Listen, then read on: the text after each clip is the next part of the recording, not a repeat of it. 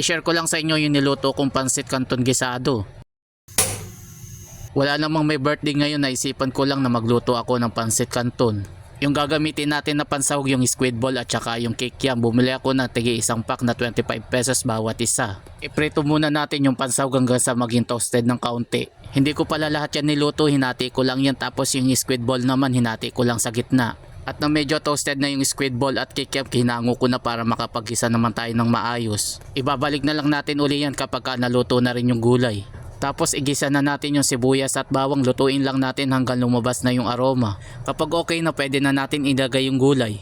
Igisa lang muna natin ng ilang minuto, maganda kasi kapag kumakapit yung mantika dun sa gulay. Para masarap yung pagkaluto sa gulay, ganyan yung ginagawa ko kapag nagluluto ako, pinakakaluto ko ng husto. Nailagay ko na rin pati yung repolyo, hiniwa ko lang yan sa katamtamang laki. Baka nandito ka na sa bahagi ng aking video, ibig sabihin na gustuhan mo. Paki-like and share mo naman para madami naman yung makapanood. Kapag half cook na yung gulay, pwede na natin ilagay yung pansahog. At saka naman natin haluin. First time ko nga lang palang gumamit ng pansahog ng kikiam at saka ng squid ball. Pero nakakain na rin naman ako ng pansit na yan ang sahog.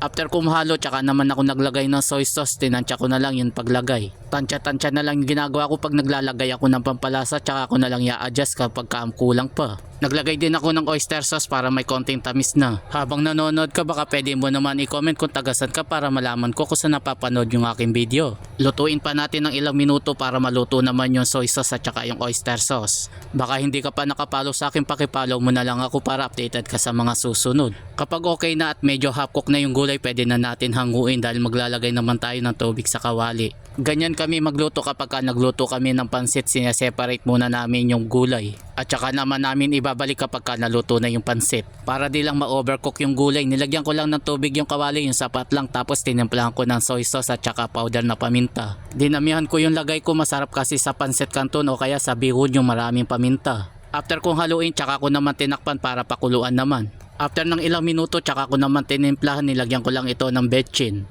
Sakto na nga rin pala yung nailagay kong soy sauce dyan, kaya di ko na dinagdagan. Maraming salamat nga po pala sa mga viewers at sa mga followers na laging nagsishare sa aking video.